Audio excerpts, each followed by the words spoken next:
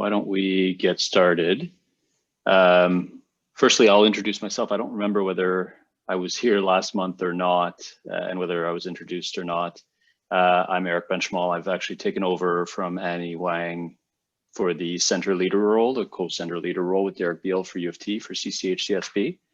So I'm the person that you're going to know from CCHCSP. So it's my pleasure to do that. I'm also a pediatric gastroenterologist and professor of pediatrics. I just arrived from CHIO, so I arrived in September during this whole COVID thing. So hopefully I'll have a chance to meet all of you in person one day soon. So with that, let me introduce our guest speakers today. Dr. Elizabeth Stephenson, who is chair of the SickKids Research Ethics Board and has been since January 2015. She's also a professor of pediatrics at the University of Toronto and section head of cardiac electrophysiology at SickKids. She received her MD from Columbia University and did her residency, fellowship training, and subspecialty training at Boston Children's Hospital, as well as got her MD from Columbia University. And then she got a master's degree, in clinical epidemiology from U of T as well. Her work is primarily in electrophysiology, and it's focused on clinical investigations, centered on several topics in the field of electrophysiology and heart function, particularly related to pediatric use of pacemakers, cardiac resynchronization therapy, and implantable cardioverter defibrillators. That's a mouthful. So welcome, Elizabeth. And then David Kenny, who I think we've corresponded by email a bit, David. So it's nice to meet you sort of in person. David is manager of the research ethics and regulatory compliance at SickKids, and he has over 13 years of experience in research ethics administration and has been at SickKids for over 6 years now. His academic background includes an honors bachelor's of science from U of T, postgraduate diploma in regulatory affairs and quality operations from Seneca College, as well as an MBA from McMaster University. So welcome, David, and welcome, Elizabeth, and I'll let you both get started. Excellent. Thank you very much. So first, I want to say, Eric, welcome to SickKids. It's great to have you, and it's very strange how we're not actually meeting anybody over the years. So everybody feels very new for a long time, I think, but great to welcome you. And I always throw the implantable cardioverter defibrillator in there because I have to struggle with the hem-onc drugs all the time. So I have to make sure that I have something in there for other people to trip on. We just call them ICDs. It makes it much easier. So I'm going to go ahead and share my screen, and we're going to do this talk kind of tag team. I'm going to go through some history and some theory, and then Dave is going to take you through some more practical matters of surviving this at SickKids. So to begin with, you know, what is it that we're talking about when we talk about research ethics? So it's a field of ethics that analyzes both the ethical and the legal questions that are raised by research involving human subjects. And our job is really to ensure that study participants are protected and that clinical research serves both the needs of the participants and also of society as a whole. And the history of research ethics goes back a very long time. And basically, as long as people were trying to do experiments and understand the human body, they were unfortunately ethical breaches as well. One of the earliest ones that's recognized was in 1897, when Giuseppe Santarelli was performing experiments on yellow fever. And he intentionally infected 5 unsuspecting subjects, 3 of whom went on to die from yellow fever. And when this became known, there was one of the first kind of outcries. And Sir William Osler is said to have stated that to deliberately inject a poison of known high degree of virulency into a human being, unless you obtain that man's sanction, is not ridiculous, it is criminal. And this is one of the first records of the idea of consent, which is, of course, the primary principle in research ethics. So not long after this, Walter Reed, who went on to fame, namesake of the Walter Reed Hospital in the United States, it produced the first recognized, anyway, written informed consent process and safeguards that should be put in place to protect these research participants. The principles of this were that it must include self-experimentation. So if you're not willing to take the risk yourself, you shouldn't be willing to impose it on others. It should be only adults, the idea being that children were vulnerable and could not speak for themselves. The informed consent had to be written, and that there should be some reimbursement for the experience, time, and risk that the participants were collaborating on. Over time, these have changed, as you well know, but this is where we started. In World War II, many medical experimental atrocities came to light from the Nazi concentration camps. And these included deliberate infection with malaria, smallpox, and cholera, sexual sterilization experiments, twin experiments, looking primarily at thinking that people might have psychic abilities, and cold to temperature and hypoxia experiments. When the war was over, the doctor's trial happened in Nuremberg, and out of that came the Nuremberg Code. So this code addressed the findings of the doctor's trial and revealed to the world some of the practices of the experimental use of individuals in the concentration camps. And this certainly was always without consent, often without their knowledge, and certainly without care for their survival. This was the first international code of research ethics, and it was based on the principles of voluntary consent, which meant that you also had to have the capacity to consent, which of course becomes very important in pediatrics. It had to be done with in a situation that was free of coercion, and the person had to comprehend the risks and benefits. The risk-benefit analysis had to take place, and the work had to be scientifically sound, which much of the concentration camp experiments were not. This evolved into the Declaration of Helsinki, which was about 15 years later, 1964, and this took the Nuremberg Code, updated it, expanded it to include all medical research, and it was endorsed by the World Medical Association, which is of course now the WHO. And this was really seen as the first major attempt for the medical research community to start to police itself.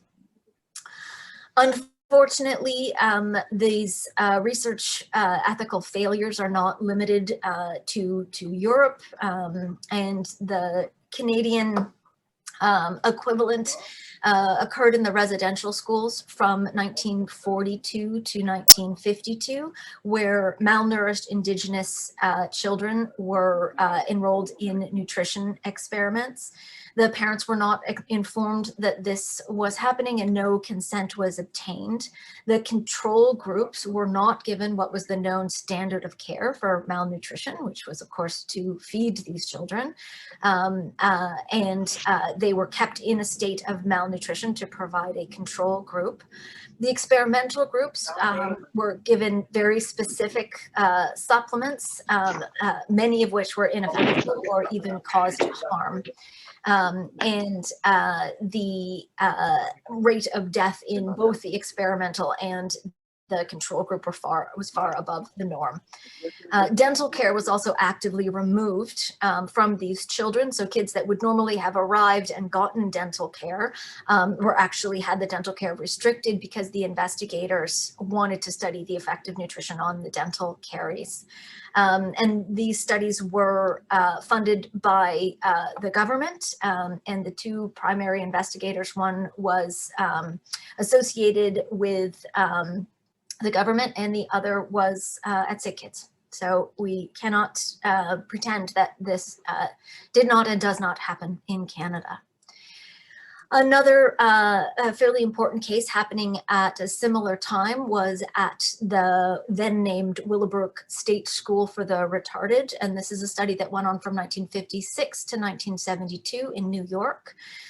In this residential school for profoundly developmental delayed young people, there was a very high incidence of hepatitis.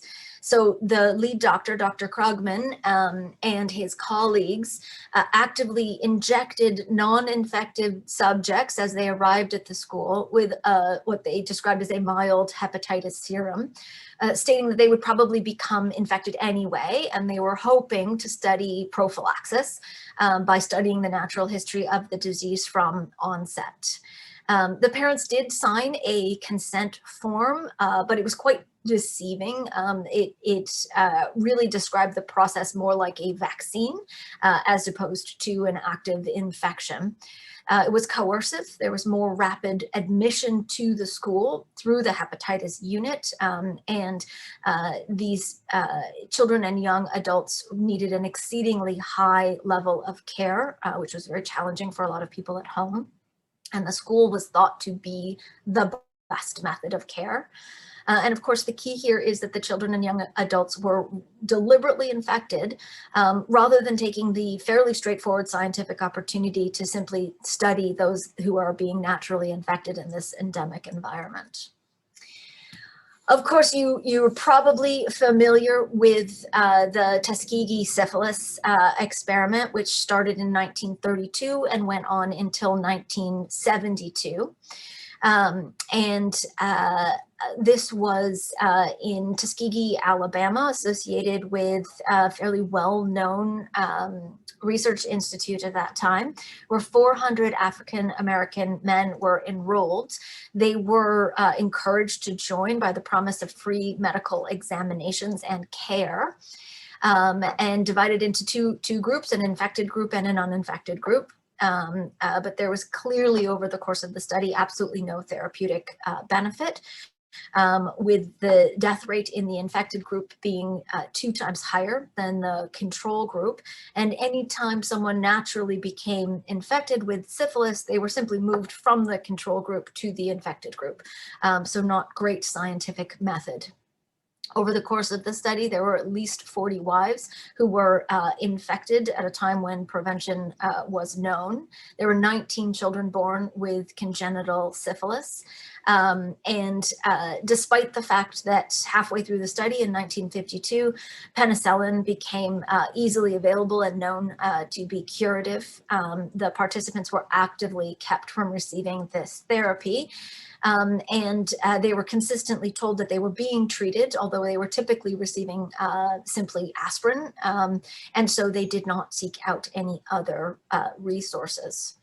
So discovery of these 2 studies, which both were exposed in 1972, led to an overhaul in the United States of research structure and oversight. And the Belmont Report was released in 1979. This created the first American guidelines for institutional boards. What they call their REB is IRB, same thing though.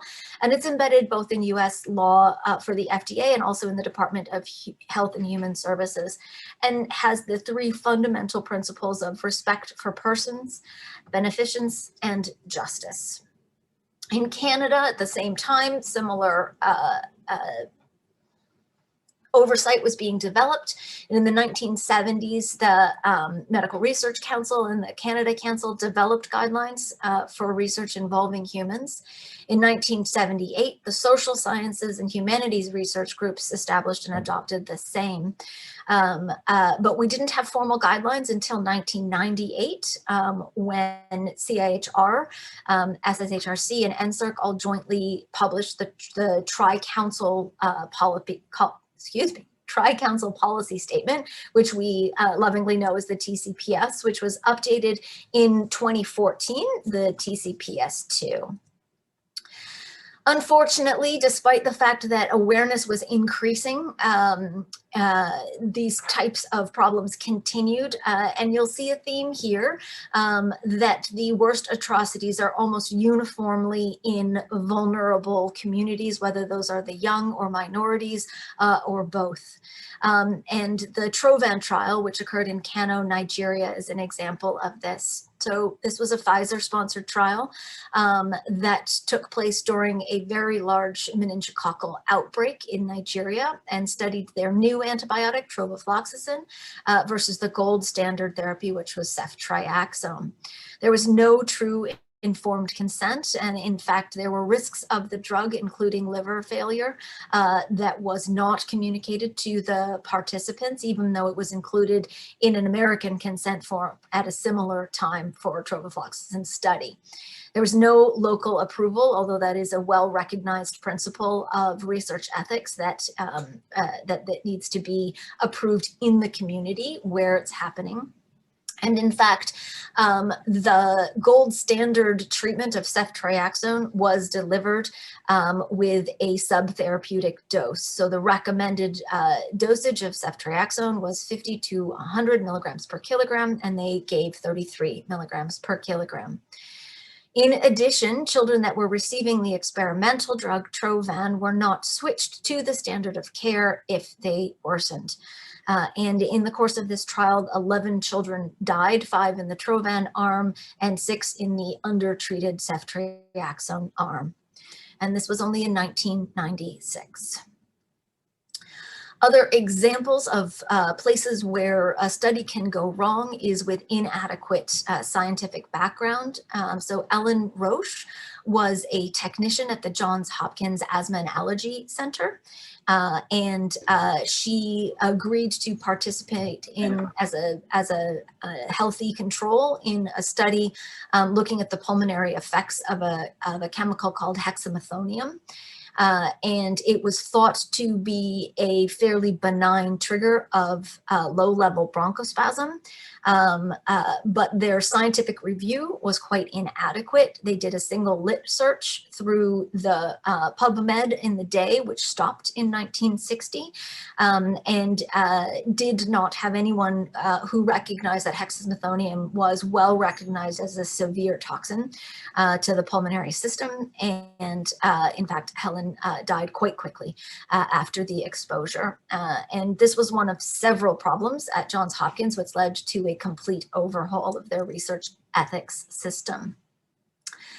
Another case, and I bring up these cases because they all show kind of different weaknesses of a research ethics review and help, I hope, to understand why we ask some of the questions that we ask.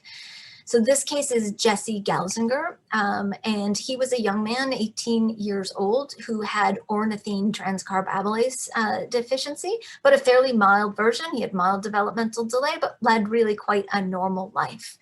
It was thought that OTCD, because it's a single gene defect, would be a really good candidate for gene therapy. And this was one of the early gene trials. Unfortunately, within a few days of receiving the gene therapy, he suffered brain damage from metabolic crisis, and ultimately he died. It turned out in time, the family was very supportive of the research, and even after his death, initially quite supportive, but over time they learned that there were many, many weaknesses of this trial. First of all, they were under the impression that the preclinical animal studies had affirmed the trial's safety, but in fact 2 monkeys had died, and this was withheld, these primate results. The information was on the consent form version that was submitted to the NIH review board, but it was removed on the form that was signed by Jesse. The researchers didn't disclose to either the family or the federal regulators that some of the human volunteers, the healthy volunteers in the same studies had suffered some significant adverse reactions. And had those side effects been reported, they were serious enough that they absolutely would have halted the trial at that point. The lead researcher, James Wilson, also did not disclose that he had significant conflict of interest. He was conducting the clinical trial with a private company in which he had a significant financial stake. And of course, most investigators already have an academic conflict of interest that needs to be recognized and mitigated. But we would never allow such a financial interest to exist with someone who had leadership and consenting responsibilities in the study. So multiple problems. And unfortunately, fairly recently, just a few years ago, at McGill, there was a breach where McGill students were invited to participate in a psychological study, but the funding and ultimate purpose of the study was never revealed to the participants. It turned out that it was funded by the military, and it was in fact research that was meant to support potential psychological interrogation and possibly torture techniques, which was not revealed. And of course, many participants would not have been willing to participate in that. So what about basic science? Well, basic science also has significant ethical requirements. And historically, the most important case that people talk about and are aware of is the case of Henrietta Lacks. And for anyone who is interested in this case, there's a wonderful book called The Immortal Life of Henrietta Lacks, or if you don't have the time for a book, it was made into a movie by HBO and Oprah Winfrey, which is actually quite a good review of the case and some of the challenges. So Henrietta had cervical cancer, a very aggressive cervical cancer, and had cells removed by Dr. George Guy as part of her diagnosis. And those cells went on to be the first successfully propagated human cell line. So from a medical advance perspective, this was huge. This was remarkable. And Dr. Guy, who was at Hopkins at the time, did make these cells freely available to researchers, probably with quite good intentions, and they were labeled as HeLa cells, and probably all of us recognize hearing about HeLa cells as part of our training because they've been so important in medical research. Unfortunately, neither Lacks nor her family gave any permission to harvest these cells or to use them or to share them, which was customary at the time, that someone would not be asked. And unfortunately, particularly customary for Black participants who had very little say in their care in that era. So the HeLa cases, it's complicated, and people really try to understand what the intent of Dr. Guy was. For example, he did actively conceal her identity. When asked, he said that HeLa stood for Helen Lane, and was, some people believe that that was in a attempt to protect her confidentialities. Others believe it was to obscure the lack of consent. We will never know. The cells were later commercialized, although they were never patented in their original form. And Dr. Guy and Johns Hopkins shared them fairly freely. There was not a lot of money made at that point. You know, the standard at the time was not to inform patients or their relatives, because discarded medical material, what we call medical waste, is thought of as the property of the physician or the medical institution, and this has not changed significantly. In the UK, they have some of the strongest restrictions around this, and it does require ethical approval and patient consent. And this specific case was brought to the Supreme Court of California, where they were attempting to regain some control over the HeLa cell line, but it was decided that in fact a person's discarded tissues were not his or her property and could be commercialized. So that is the standard right now in the United States. So what about in Canada? So the TCPS2 does have some language on biological material. And what it says is, first of all, it categorizes the biological material into several groups. There's identified human biological materials, materials with a name or a personal health number, medical record number, that kind of thing. There are those that are coded, where the direct identifiers are removed, but an identifier as a code is put in place, but that link still exists. Anonymized biological materials are those that are stripped of direct identifiers and the code is destroyed. So the risk of re-identification is quite low. And then there's anonymous. Anonymous materials are those that never had identifiers attached to them. And so the risk of identification is very low. An example of this would be if you took all of the appendix fragments that were removed over the course of a month and had them all available in a pool of common tissue. So, there, in some ways it may be very desirable to use anonymized or anonymous biological material and thus decrease privacy risk. But of course, without that link to any clinical data, you may compromise your research. And you also can have potentially multiple samples from the same individuals. The disadvantages for the participants are also that it becomes impossible to offer back any research findings that might be useful, whether they're specific to the research or incidental findings, clinical findings, for which effective treatments might be available. And it also means that the participants cannot withdraw because their materials cannot be identified. So current governance in Canada is that consent is required to gather and store for primary research purposes, even if the tissue was otherwise to be discarded. But a consent waiver may be an option to use cells and tissue that were taken in the course of clinical care and stored. So for example, the extra block of frozen tissue that was held back and is not used clinically may be available for a consent waiver. However, we know that scientists are increasingly able to use genetic markers to link a non-identifiable sample with an identified sample. And so the true anonymity of any sample is really becoming more and more limited because DNA is in all of them.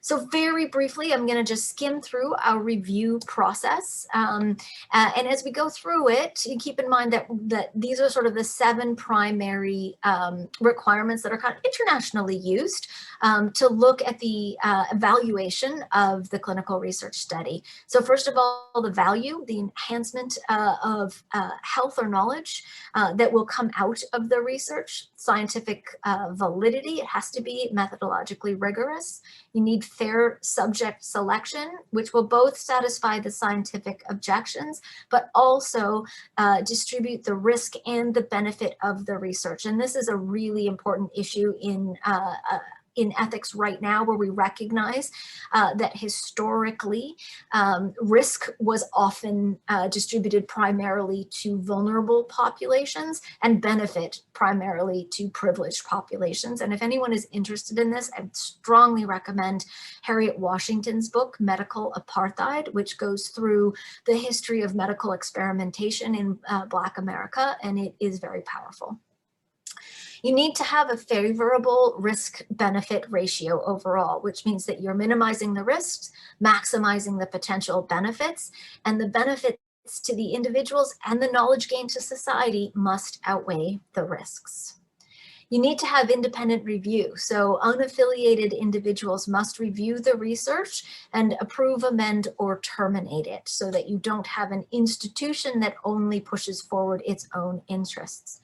You must have informed consent, and you must have respect for enrolled subjects, which means protection of privacy, opportunity to withdraw, and monitoring of well-being through the trial.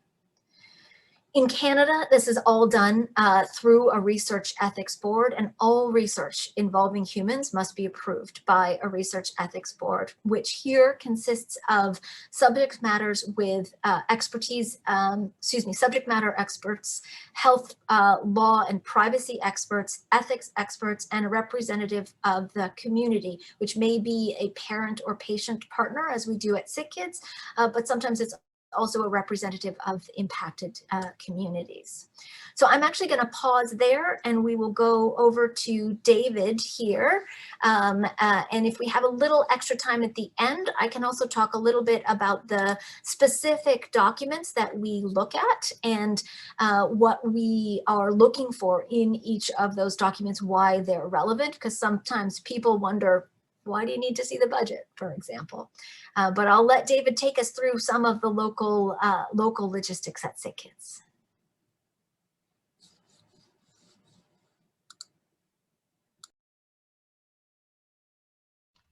be great if I could get off mute. I lost my screen. Thanks, Beth. Can you guys hear me? Yes, we can. All right, you can see my slides are up. I can't see anything on my screen. Yeah, you're good. All right. So I will, as Beth mentioned, try to walk you through a little bit more of the practical approach. Beth gave a great background on sort of the historical context and how we got here, and I'll try to walk you through very briefly the sort of process at SickKids and how we do everything here. And my slides will not advance. There we go. Different keyboard. So this is a sort of a funny visual representation of how people think about the REV when they hear it, and what they have to go through to get their little study approved. But I'll try to walk you through it, and we'll come up to an easier pathway as we get through this. So what Beth gave a good background of some of the historical stuff. Currently, the bigger guidances that we follow are the PHIPAA, or Ontario Personal Health Information Protection Act. That's really a provincial law around privacy, and that comes into a big play for everything that we do with research. It specifically highlights research activities in that legislation. We use the Ontario Healthcare Consent Act to deal specifically with capacity to consent. There isn't actually anything around in the research realm around capacity to consent. So we actually default back to the Ontario Healthcare Consent Act for that. And I'll talk about a little bit more in detail in a bit. A lot of studies need to be regulated by Health Canada. So anytime you're using a drug for the first time, or the first time in a specific patient population, or a natural health product, or a medical device, it needs to actually be regulated by Health Canada. And so we do have to comply, not only from the REB side, but ensure that the researchers are actually complying with those regulations as well. We look at, related to that, good clinical practices, and these are a guidance that's an international guidance, been adopted by many countries, and it's really looking at standardizing the procedures that study teams are doing when they're conducting their research. We do actually have to comply with US regs as well. A lot of the studies that we do see here at SickKids are multi-jurisdictional. So, you know, there's usually a lot of Canadian and US sites working together. And because of that, we do have to comply with some of the US regulations when we are reviewing research. And same thing for the EU. There's a little bit of overlap that we have to consider when we're reviewing research here. But the big one that we really follow in the ethics world, as Beth alluded to, is the Tri-Council Policy Statement, or the TCPS2. I don't know if any of you have ever taken a look at it. It's, I don't even know how big now, maybe 300 pages. You can take a look at it here. There's a link to it. I would actually say it's, you know, probably one of the best, if not only, purely research ethics documents in the world. It was written by in Canada by the Tri-Council, with lots of input from people in the field. And it's been actually informally adopted by some other countries as well. The US has informally adopted it, and Australia as well. And I believe there's a few countries in Europe. So it is seen as a leading document, and it's one thing that I think, you know, researchers in Canada should be quite proud of, as much as they don't necessarily like some of the processes that come out of it. But it is a fantastic and very comprehensive document. And really, it's guided by 3 principles, which are some of the same principles that came out of those earlier examples that Beth had highlighted. So fundamentally, there's 3 core principles. It's the respect for person, and that's really, you know, looking at a person's autonomy and their ability to make free choices. And so research should be encompassing that. Concern for welfare, which is where we're really looking at sort of the risks involved in the study and the ability to provide and mitigating those risks. And providing that information to people so that they can make those decisions about whether or not they'd like to participate.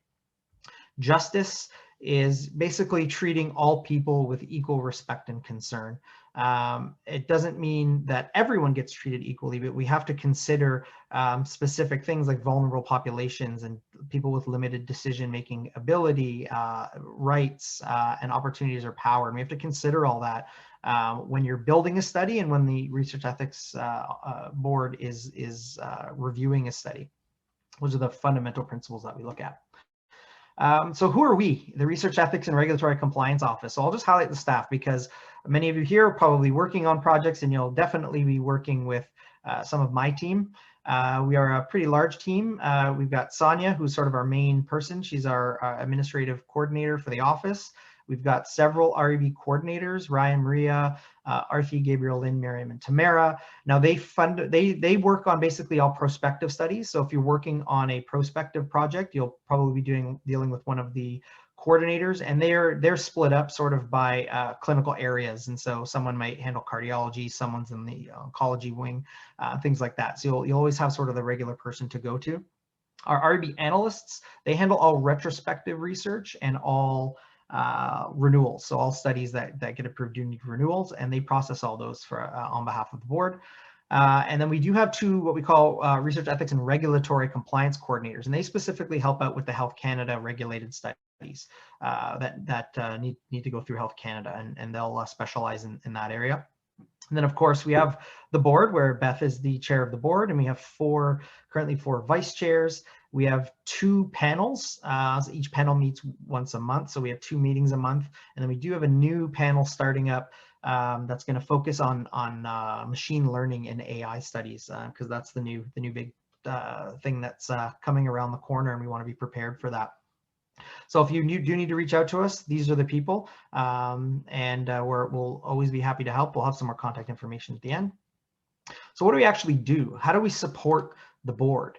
So the REB mandate is to review and approve all research involving humans conducted by SickKids staff and or trainees, regardless of where the study is being done. So if you are at SickKids and you are scientifically or academically involved in a research study, a clinical research study, then you will need REB approval locally. That holds true even if you are involved with a study that you may be collaborating with at UHN, for example, whereas most of the research is happening over there, but you are academically and scientifically involved, and you will be sort of doing that under your quote unquote SickKids hat, then we would need approval at SickKids as well. But our review would be much different for a project like that. We wouldn't be scrutinizing everything because we would sort of rely on the other REB for that. So our main function really is to support the administrative review of ethics applications. And so by mandate, the chair and the board actually decide and make the decisions around approvals and processes and things like that. And in the office, we execute all that on behalf of the board. We also will interpret ethical principles and administrative processes. So, you know, if we tend to always, SickKids is a very innovative place, and there's always new research going on. And our job is to help work with the teams to synthesize what they're trying to accomplish within our sort of ethical and regulatory framework and come up with a solution to solve that problem. So we're always happy to collaborate with research teams on that front. And outreach and education is another big part. We do provide what we call research ethics education sessions, at least one a month. So if you're new to SickKids and you haven't dealt with the iLearn system yet, that's where you can sign up for education sessions throughout the hospital, and you'll find our REB sessions on there. And so there's always something new there. And look up for those. And I think if you receive the clinical research newsletter, you'll see upcoming sessions listed in there as well. I'm going to take a quick moment here to highlight Sprint. It's a relatively new thing at SickKids, and really it's an institutional requirement and a pathway to help sort of quote unquote speed up the approvals for clinical research at SickKids. The REB, which has historically been seen as the be all and end all of approvals, really is just one component of the research of the approvals that you'll actually need to get a study off the ground at SickKids. And so as much as this is a talk about the REB, please get familiar with Sprint.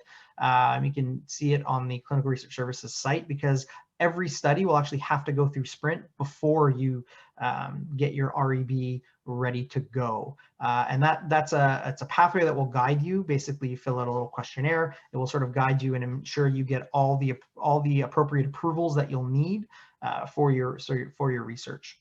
Again, REB is just one of those approvals. So I'll quickly go through the REB ethics review process. People seem to think it's like a black box. You submit your project and you have no idea what happens to it. So on a very high level, any submission that comes to us and it has all the approvals with it will basically get screened first. So that will go to our admin coordinator or our analyst, and they'll do a quick check to make sure you've submitted all the right documents with your application.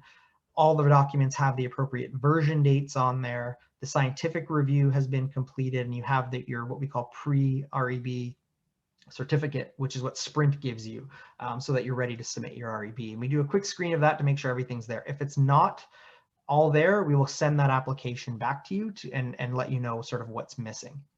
If it's all good to go, it will be accepted for review in our office. And basically then, depending on the study, again, whether it's a retrospective or a prospective, will be triaged to either the coordinator or the analyst for review. And they will basically do the sort of front review of that study, doing a full ethical analysis and regulatory analysis if required for the project. And basically based on that, we'll determine if the study can be delegated or if it can be full board. And I'll explain a little bit of that in a second. Once they've done that review and it's gone down the appropriate pathway, you'll receive a letter from the REB coordinator, basically outlining what it is we need clarification on, or we may need some changes to in order to get your study approved. And then from there, we'll get the responses back from the PI or the study team, and then we'll pass that on to the board or the chair for approval. There's two key pain points here which tend to result in any delays from the REB, and that's really getting those documents up front for the REB submission. I run metrics every year, and it looks like we still have about 35% of studies that get submitted without the right things and they get kicked back, which is somewhat seems a little bit high. And so it's always critical to make sure you have the right documents attached, have your version date, so on and so forth.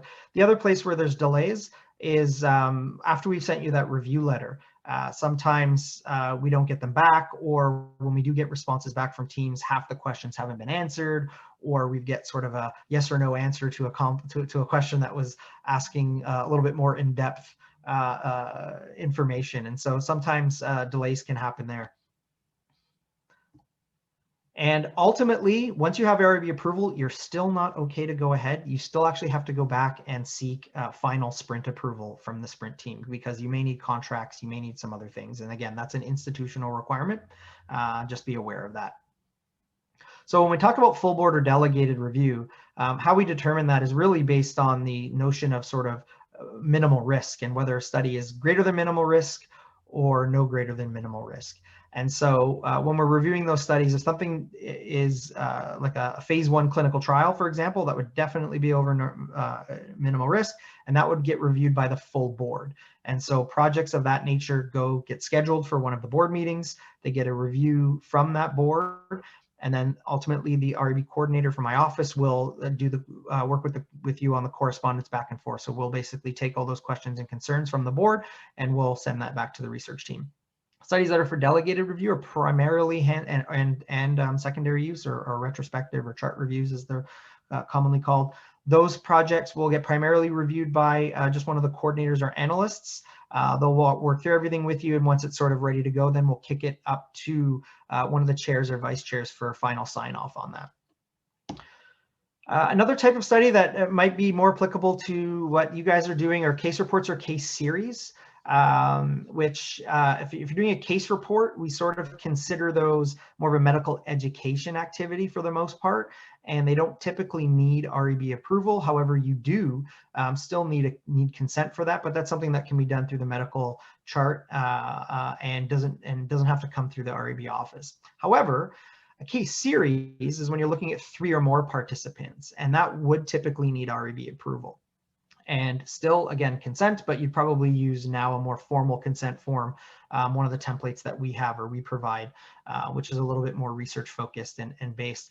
There's a subtle nuance here is we get a lot of requests sometimes to say, oh, I'm doing a case report, it's on one patient, but I'm collaborating with people at another institution, so on and so forth, and the overall sample size is actually much greater than 3, and therefore you do need local approval here most of the time for that as well.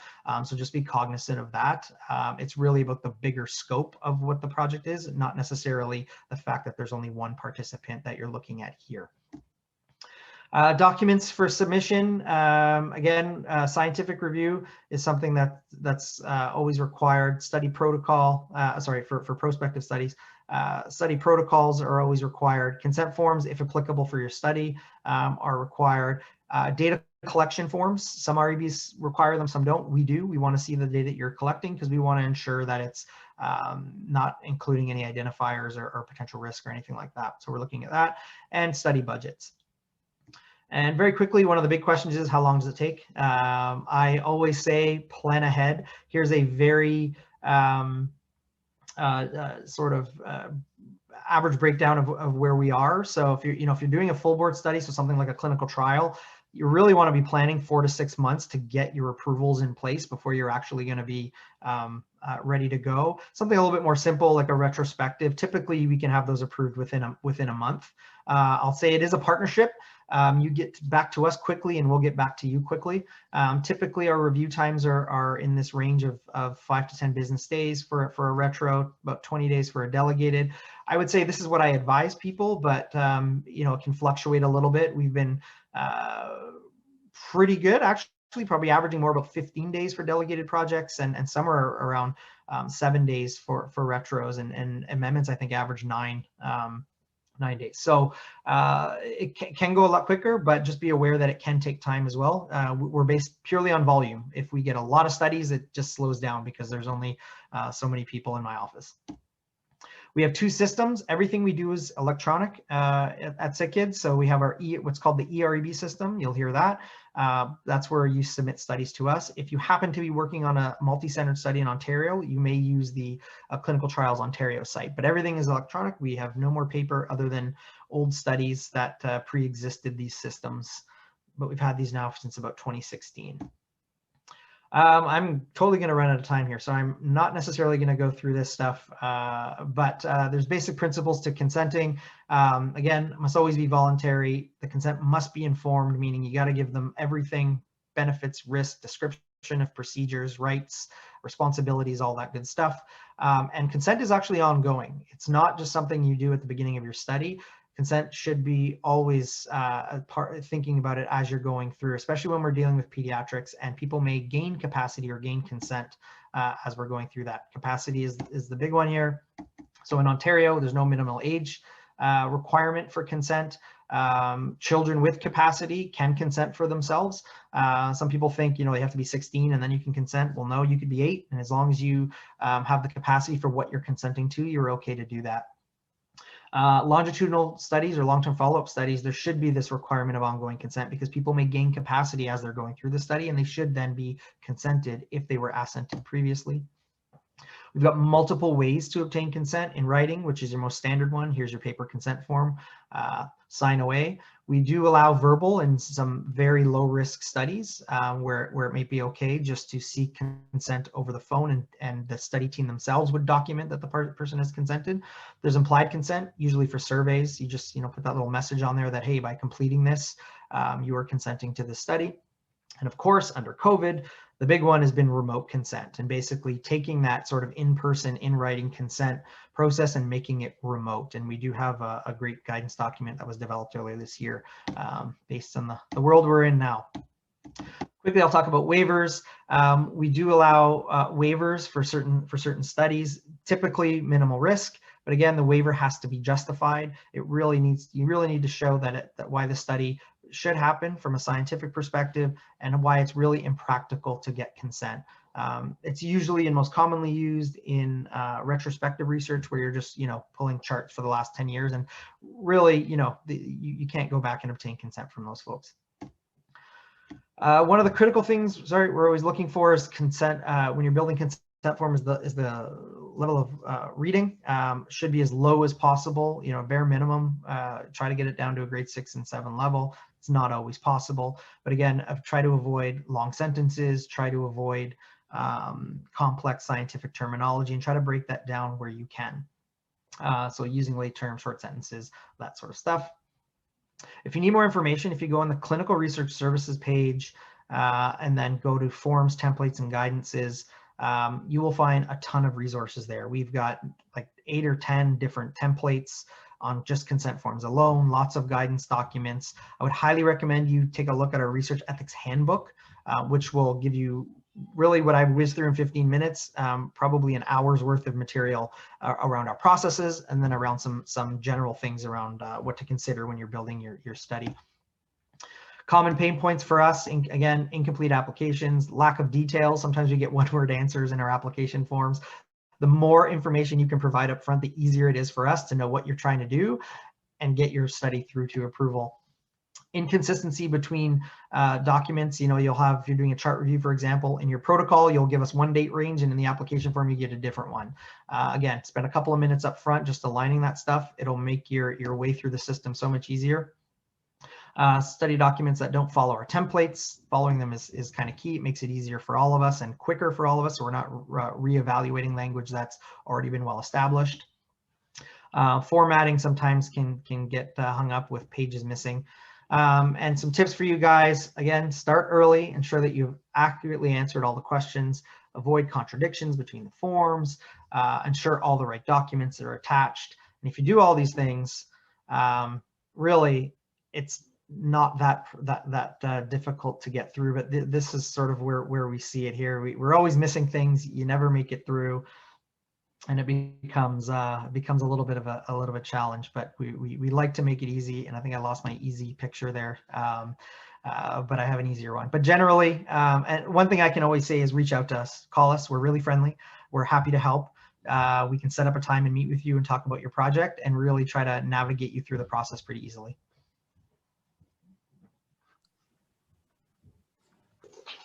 Excellent. Thank you, David and Elizabeth. We have about 5 minutes for questions. So if people either want to type it in the chat box, or you can raise your hand in the reactions little button at the bottom of your screen. I can get us started. And this is probably more a question for Elizabeth, I think, because you brought up an issue. I think that's pretty important. So we're all familiar with conflict of interest. We're all familiar with financial conflict of interest. You brought up the concept of academic conflict of interest. I'm hoping that you can define that. And then I want to also ask you about this concept of intellectual conflict of interest. I don't know if you've encountered that yet, but I was recently part of a clinical practice guideline group that the society is starting to ask about intellectual conflict of interest. And do you have any thoughts that might put you in conflict with being objective for these guidelines, or are you part of any organizations that might put you in conflict, with being objective with these guidelines? Just wondering your thoughts on that and how you approach that as an REB. Yeah, absolutely. So I think the idea of intellectual conflict of interest, I go backwards through your questions, is a relatively new one.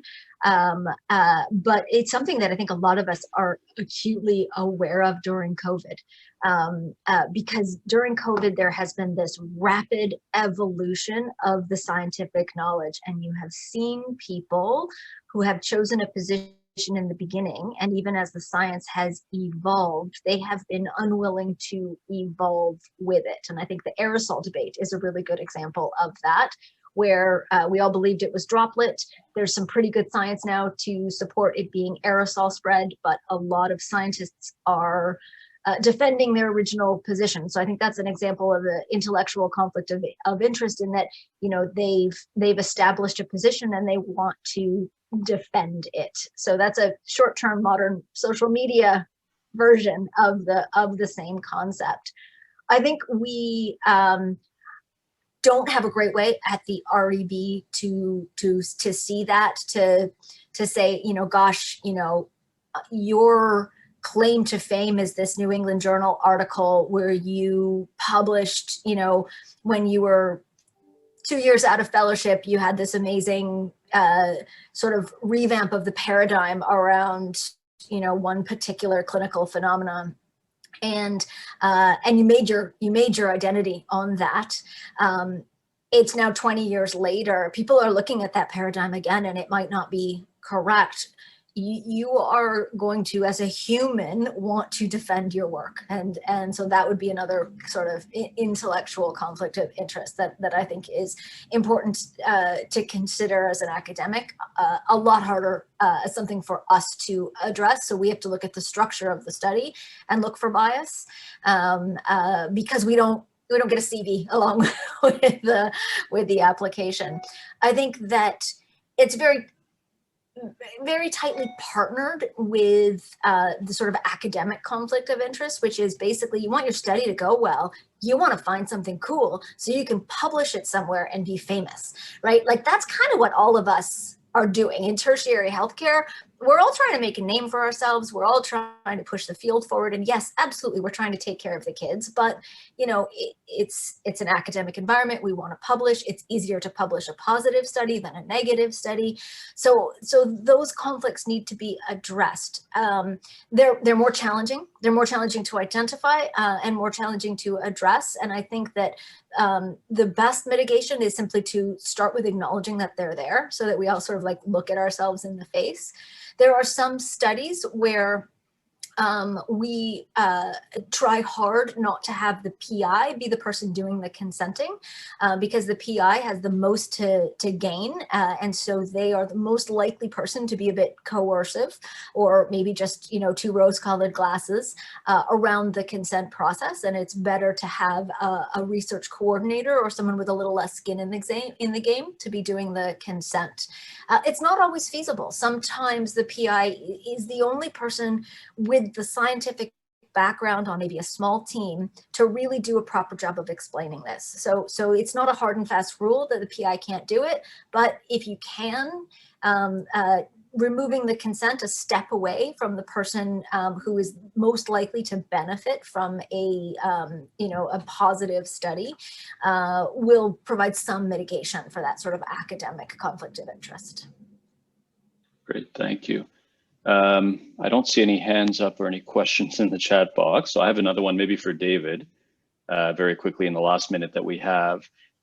For me as an ICES researcher, our studies are usually exempt, except under certain circumstances. Do you want to speak a little bit about routinely collected health data, you know, prescribed entities and prescribed registries, research, and what makes it exempt, and when are they exempt? Very quickly, sorry, because it is 2:30.